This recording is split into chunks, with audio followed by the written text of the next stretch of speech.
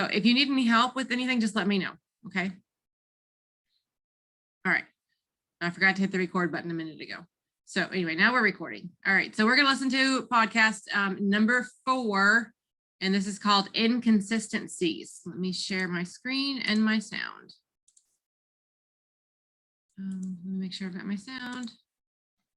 All right, thumbs up if you can. Remember how last time I ended by saying that the detectives had other leads in this case besides Mr. S., the guy who found Hayes' body? That they were also starting to look at Adnan? Well, the reason we know that is because of this memo. The memo was dated 12 February 1999. It's from Detective Daryl Massey to Detective Greg McGillivray. This memo he's talking about is regarding an anonymous call. That's Detective Ritz on the witness stand at trial. He's talking about how they got this anonymous call 3 days after Hayes' body was found. The call came in to Detective Massey, a Baltimore County cop. The caller must have had an accent of some kind because Massey's report describes him as an Asian male, 18 to 21 years old, though it's unclear whether Asian in this case means East Asian like Korean or South Asian like Pakistani. But anyway, a mystery caller says, look at the ex-boyfriend. The caller further advised that the boyfriend has taken to the victim to Leakin Park on past occasions for sexual encounter. Prior to concluding the phone interview, the caller further stated that the victim broke off the relationship with her boyfriend about a week before she was reported missing. The caller hangs up. Then, a few minutes later, the same guy calls back and says, oh yeah, by the way.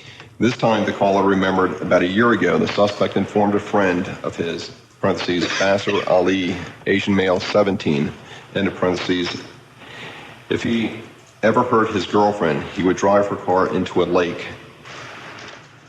This time, the caller mentions a friend of Adnan's, Basser Ali. Actually, the name of this friend is Yasser Ali. The caller says Yasser might know something. Hangs up again. The cops can't trace the call. It's out of range. 3 days after the anonymous call, the detectives go meet with Yasser Ali at a Pizza Hut. Yasser says, I didn't make that call. I don't know anything. Their notes from that conversation say, quote, if Adnan wanted to get rid of the car, where would he do so? Ali indicated somewhere in the woods, possibly in Centennial Lake or the Inner Harbor, unquote. No one has ever gotten to the bottom of who made this anonymous call. The cops didn't figure it out. Adnan's attorney didn't figure it out. I've tried to figure it out too. For a while, I couldn't let it go because it seemed to me that whoever made this call, he must be the key to the whole thing. But so far, I only have guesses that I can't responsibly say out loud. Anyway, the day after the Pizza Hut talk, on February 16th, the detectives do some paperwork that will ultimately crack the whole case open for them. They get a subpoena for Adnan's cell phone records. And the results of that subpoena include a list of all the calls dialed and received on Adnan's phone on January 13th, the day Hay disappeared. That list will become arguably the most important piece of paper among all the thousands in this case. It'll become their map. And they'll follow it, call by call by call, like footprints that end up at Adnan's front door.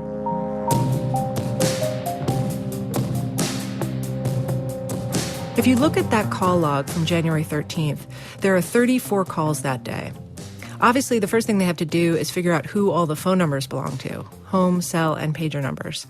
Once they do, they realize, wait a minute, one person was called 6 times that day, much more often than anyone else. That person is an 18-year-old girl named Jennifer Pusateri. Jen is not a friend of Adnan's. She's a friend of Jay's. Remember, Jay had Adnan's car that day and his new cell phone. He says, Jen, you gotta swear you won't tell nobody what I'm about to tell you. That's Jen talking to detectives about the night of January 13th. And I was like, all right. He's like, but I gotta tell you. I gotta tell somebody. I can't, you know? And I was like, all right, what's up, dude? He's like, Adnan killed Hay. And that's when I was just like, whoa, what do you mean Adnan killed Hay? Why, what, how, when, where, you know? If you want to figure out this case with me, now is the time to start paying close attention, because we have arrived, along with the detectives, at the heart of the thing. This interview with Jen happens on February 27th, 1999. The day before, on the 26th, the cops had gone to find Jen at her house. They explained they'd like her to come downtown to talk. Jen is thoroughly wigged out. She says she can't right now. She's busy, maybe later. Then Jen and her friend go see Jay. He's at work at a video store. She tells Jay, "The police want to talk to me. What do I do?" At trial, Jen says, quote, "He told me to go down there and tell them what I knew, tell them enough to keep me out of trouble, and tell them to go see Jay, send them his way."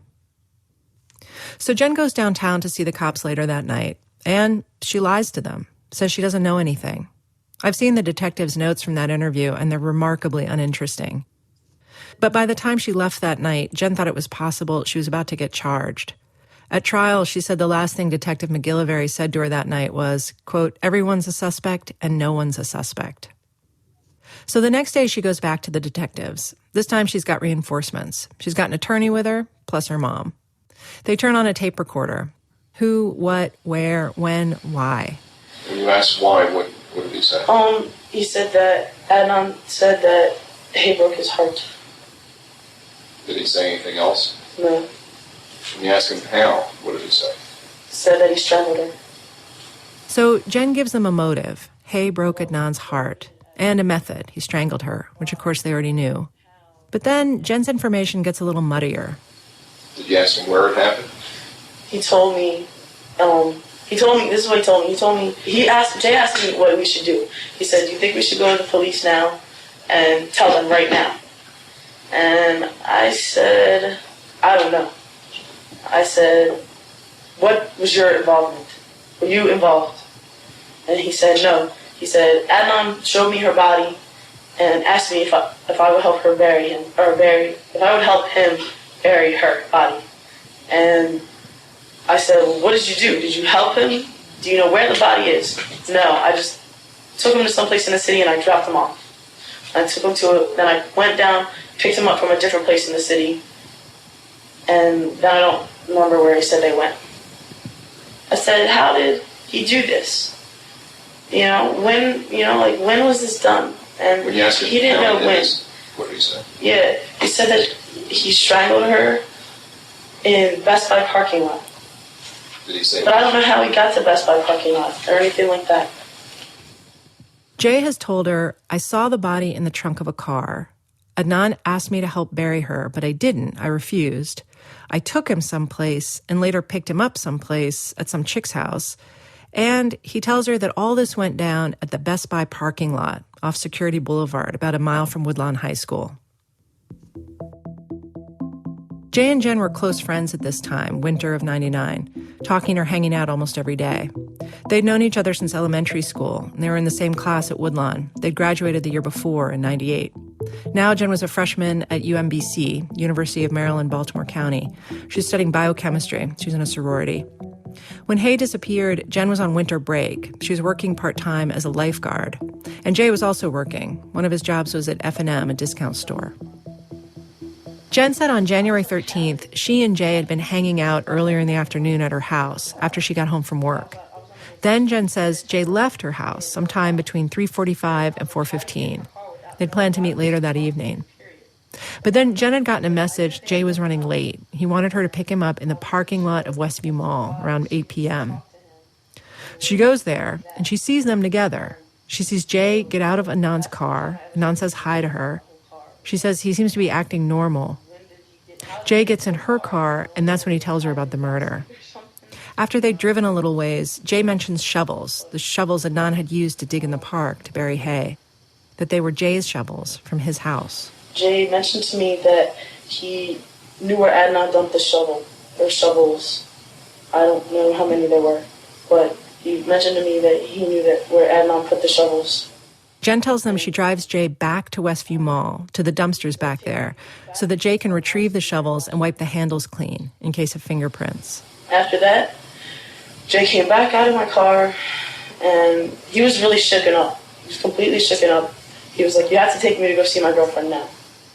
The next day, Jen says she drove Jay to the F&M store, the same one where he worked, so that he could throw out the clothes and boots he was wearing the previous night. He pitched them into a dumpster behind the store. One of the cops points out, for a guy who's telling you he didn't kill anyone and didn't help dispose of a body, He sure is taking a lot of precautions. He clarifies, Jay wasn't along when the body was buried. Jay wasn't along when the body was buried. In my opinion, no. In my understanding, Well, he's Jay. throwing away all of his clothes and he's Okay. wiping fingerprints off the shovels and things of that nature. Yeah. What do you think, man? Well, it wasn't until today that I thought, I just don't think that Jay would lie to me, first of all. And I don't know. Unless Adnan paid Jay a good sum of money, I really don't see Jay helping him. Finally, the cop asks, were Adnan and Jay best friends? And Jen says, oh no, more like casual acquaintances.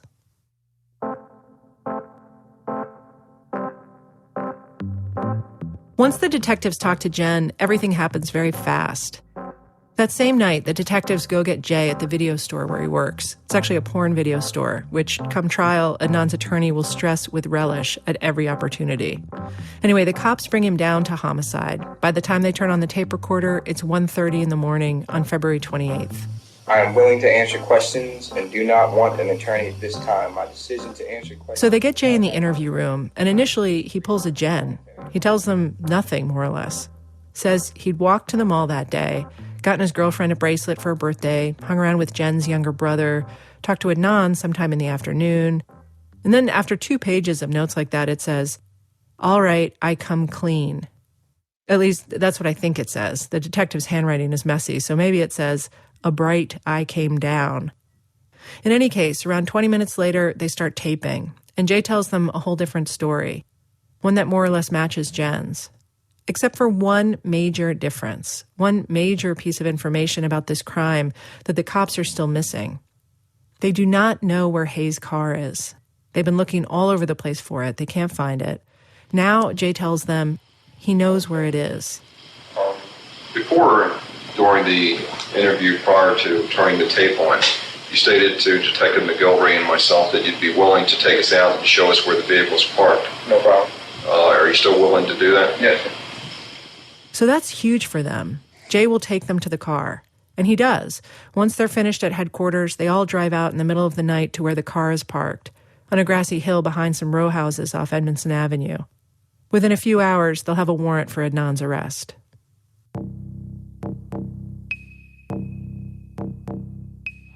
They said something like, we know what you and Jay did, or we talked to Jay. And I'm like, Jay, like, I had a look of puzzlement on my face, like, what do you mean? Like, what do you mean, Jay? Adnan, of course, says Jay's story isn't true. But he says he doesn't know why Jay would lie, either. He says when he first heard Ritson McGilvery mention Jay's name in connection with his own arrest, he was just confused. And the same guy, McGilliver, he kind of like snorted like, huh, you know what we're talking about. No, I mean, I had no idea. And the reaction that he gave me was like, stop playing dumb. It's not like there was some secret feud between Jay and Adnan, at least not that I know of. There was no drug deal gone wrong. Neither had badmouthed the other or stolen the other's girlfriend.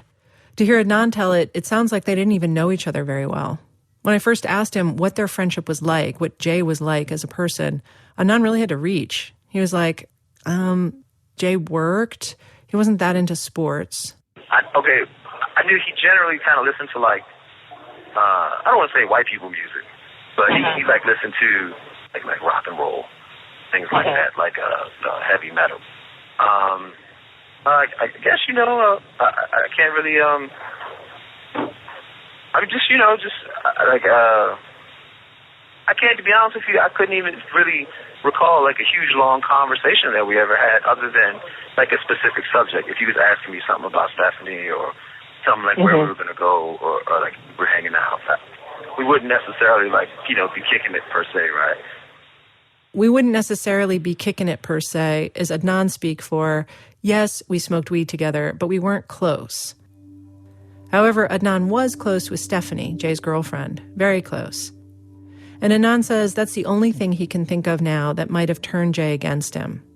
Stephanie was smart. She was a top athlete at the school. She was beautiful by any standard. She looked like a model. She came from a family of achievers who did not approve of Jay, but had no problem with Adnan. So maybe Stephanie's relationship with Adnan, how affectionate they were with each other, the constant talking on the phone, the prom prince and princess stuff, maybe that was gnawing at Jay. I don't know, I think if maybe Christina said it or someone said it. Christina was Adnan's lawyer. Like, when I was talking about how close I was with Stephanie, and they were like, and you never, like, looked at me like I was an idiot. Like, you never thought that this bothered Jay. I was like, no, I never, my relationship with her was like this trend. So that was kind of like an aha moment where I was like, So then it kind of like, now I'm thinking about all the things, that took place between us. It just kind of like started to make a little bit of sense. Like maybe he was, mad at me. Because always in my mind, like, man, why would he do this to me? Adnan says he didn't feel betrayed by Jay exactly, because again, they weren't good enough friends for betrayal. He says it was more a feeling of injustice. So, but with Jay, it was more so kind of like, I don't know, in my mind, I was kind of like, maybe the police were putting him up to this. Maybe somehow he got caught up. For a minute, I thought maybe he tried to claim the reward money and he got caught up in the situation. So, in my heart, I kind of like, don't know. I don't know. There's a part of me that I don't want to make an accusation against someone else with, like, not being sure of it because, obviously it's happened to me. A year after Adnan was arrested and the case came to trial, Jay walked up to the witness stand, and there was a moment when Adnan muttered something to him. He says he couldn't help himself. The judge called the attorneys up to the bench. Quote, "I was just informed by my sheriff that the defendant made a comment to the witness as the witness approached the stand, indicating that he was pathetic," the judge said. "I want to advise Mr. Syed that up until now he has been perfect. Don't spoil it."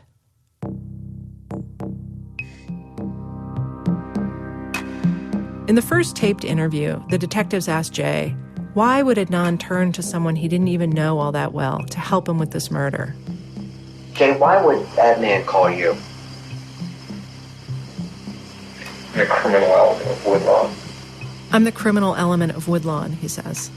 Is that a real or perceived reputation? I quote, perceived is like how the student body sees me.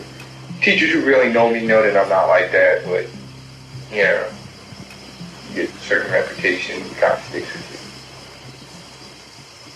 you. Because of the contacts you have with helping him get his marijuana, he thinks that you're in that element that you'd be willing to assist him in disposing of the body. I would guess so. That I would know someone or know where or something, but... In her closing argument at trial, prosecutor Casey Murphy posed this why him question to the jury about Jay. Think about it, she said. Do you really believe that the defendant, meaning Adnan, could go to one of his upstanding magnet school honor student friends or a friend from the mosque to assist him with this act? Of course not. He needed someone who behaved a little more dangerously than those people. He needed someone who took risks. The defendant hopes that you will look at Jay and say, I don't believe him. That is why the defendant chose Jay, because if something went wrong, the defendant could point the finger at Jay. This is what Jay is more or less trying to communicate to the cops. But they ask him, if you're actually not the type of guy who knows where to bury a body, then why did you help? Why didn't you go to the police instead? He gives you his car keys. He gives you his cell phone. He tells you a time that he's going to call you, that he's going to kill her, and you do absolutely nothing. Help me understand your train of thought of why you do absolutely nothing at that point. Adnan knows a lot of things about me, like to the effect of criminal activities. So, it wasn't... You're selling marijuana. So if I go to the cops and say, hey, this guy's going to kill her, he'll say, well, no, I'm not. He's crazy. But there's this drug dealer, and this is where he gets his shit from, and this is who he deals with, and he's got a rap sheet this long, and go get his ass. Well, you've never been arrested, but one time. Well, one time. You don't really have a rap sheet. On the records one time, but I got my ass kicked plenty of times more than that one arrest. Plenty of times. Dogs sicked on me, frisked down in front of my own house with fucking gunpoints, helicopters and shit with my keys in my hand. You know what I mean? It's not just, seriously, man, I've been coming home and people whipped out guns, made me lay in the street in the snow, walking in my own house, just so they can say I was the wrong dude, you know what I mean? These are police that do that? Yes. So you didn't trust any police? No.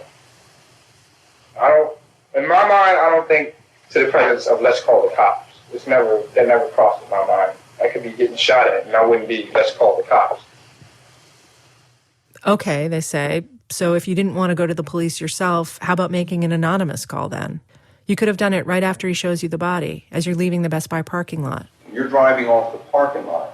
Why don't you stop your car and say, call the police and say, someone has just committed a murder. There's a body in the trunk of the car. I just fear, man. You don't understand, like how it is. Who you're afraid of, if you make an anonymous phone call, you could give a description of her car. You give them the tag number of the car. Can we stop for a second? Yes. Can you stop that? Well, if you have any questions, you can ask me on tape. I don't understand this line of question. Well, I'm trying to understand why you go through all this. At first it was just like shock, and then after that I was part of it, so I mean I couldn't just...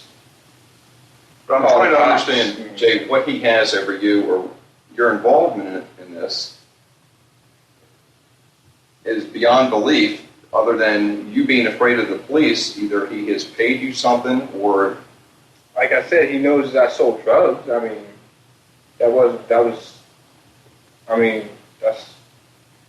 he could get me locked up for that. I mean, I'm sure if I ratted him out for killing Hay, that he wouldn't hesitate to turn me over for selling drugs.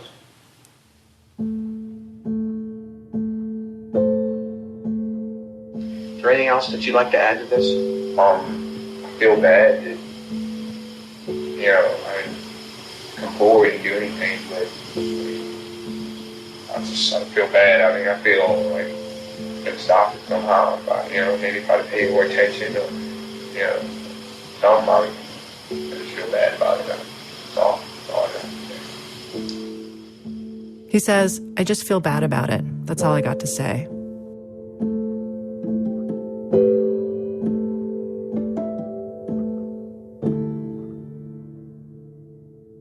The cops have a struggle with Jay. I have a struggle with Jay. He's the biggest mystery of this whole case for me. The cops interview him at least 4 times that I know about. 2 of those are on tape. And Jay also tells this story at trial, not once but twice, because the first proceeding ended in a mistrial. So at least, say, 6 times he's told what happened. And each time, some details shift. Some of these discrepancies seem small to me and understandable, but some are significant and confounding. And that distance between where a certain detail starts and where it ends up, how far it slides and why it slides, I've spent untold hours trying to measure that distance, trying to weigh it, for clues as to what might actually be true. For example, this is from taped interview number 1. The cops are asking about what he and Anand did that morning of the 13th. He picks you up, and where do you go from that point? We headed towards Western Mall. We did a little shopping together. Now, here's taped interview number 2 from March 15th, 2 weeks later. And where did you go? We went to Security Square Mall. That's a different mall, Security Square Mall, a couple miles away. I put this one in the category of probably not a big deal, right? Maybe Jay misspoke when he said Westview initially. And there are a bunch of little things like this. For example, when they're driving around that afternoon after they've ditched Hay's car at the I-70 park and ride. At the first trial, Jay says they both got high in Adnan's car. At the second trial, he says only he smoked. Adnan didn't want to. Then there are more significant changes, but still you can chalk them up to Jay trying to protect his friends or trying to protect himself. In the first taped interview, Jay says they're grabbing some food at a restaurant when Officer Adcock calls Adnan asking if he's seen Hay. The next time he tells it, he says that when that call comes, they're at a friend's apartment, a friend whose father happens to be a homicide detective in another county. Jay tells the cops he'd actually been to her house 3 different times that day, but he didn't want to get her in trouble. In the first taped statement, Jay says he refused to help dig a grave for Hay. 2 weeks later, he says they both dug the hole. But then there are other changes, bigger changes, where it's harder to judge why the details shift. This one, for instance. In the first taped interview, Jay says Adnan only told him that same day that he was going to kill Hay. 2 weeks later, Jay says that Adnan had started talking about it beforehand. 4 or 5 days before. I think I'm going to kill her. Yeah, he says that a lot. Well, I conversated with him several occasions. He said that. And he says Adnan enlisted his help with the murder on the 12th, the night before Hay disappeared. In this version, Jay tells Jen about it in advance, too. But by the time Jay testifies at trial, he goes back to the first version again, that he knew nothing until the day of, and that he didn't really take it seriously.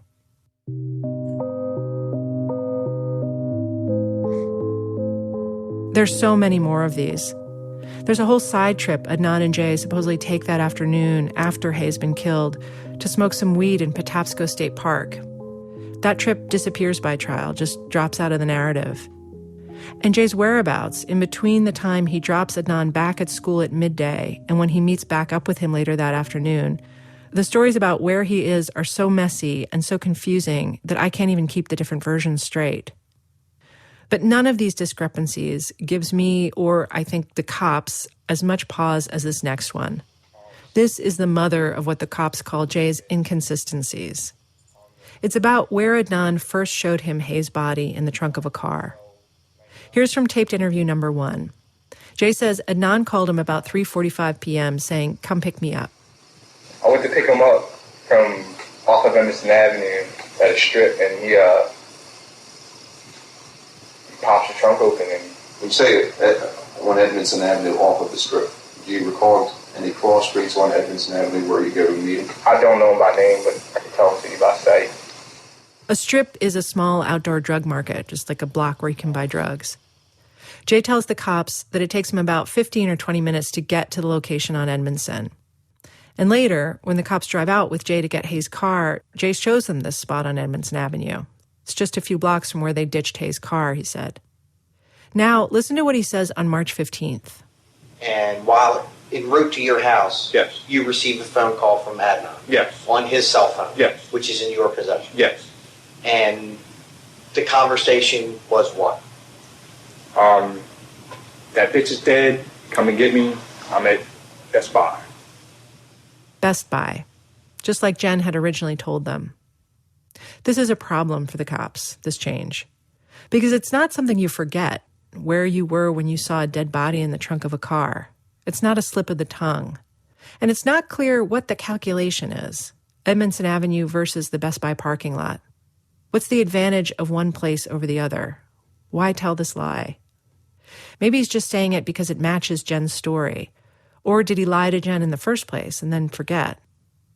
I have a friend who's worked for a long time in the Baltimore judicial system. She knows a lot of cops.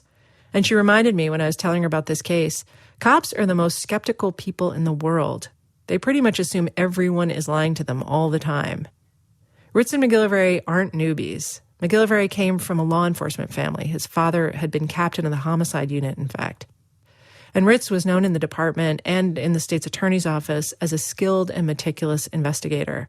So they're not suckers.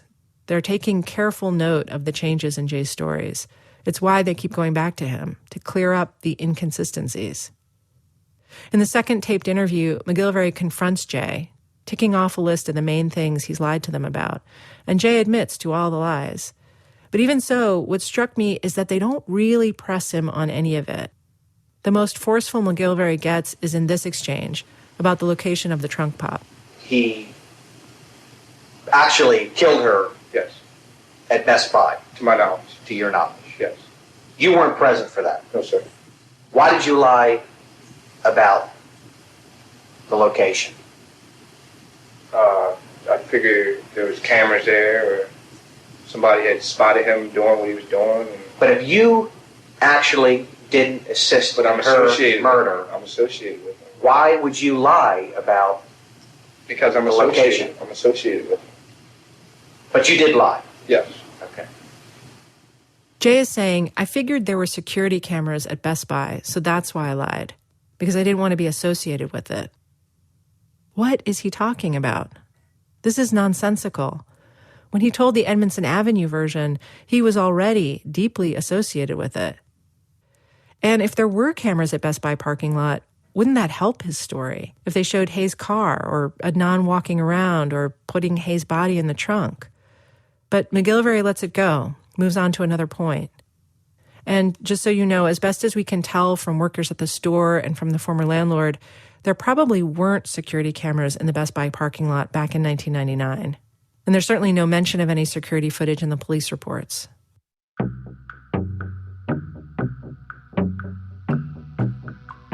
At the end of both of Jay's tape statements, the detectives kind of come out with it. Are you telling us the truth right now? On February 28th, after Jay has told them off tape that he doesn't know anything about the murder, Ritz points out, your story has completely changed since you first came in this room. All the information that you provided during this interview, has it been the complete truth? To the best of my knowledge. And then Jay reinforces it. All right, I believe that concludes this interview. At this I've point, been as honest as I possibly can remember to you. I mean, truthfully honest. okay. But of course, 2 weeks later, big swaths of his story have changed. So McGillivray asks him again on March 15th. The tape interview that you've given us right now, is that the truth? To the best that I can possibly humanly at this point in time remember, that is the truth. Did you kill Haley? No, sir, I did not. Were you there when Adnan killed Haley? No, sir, I was not.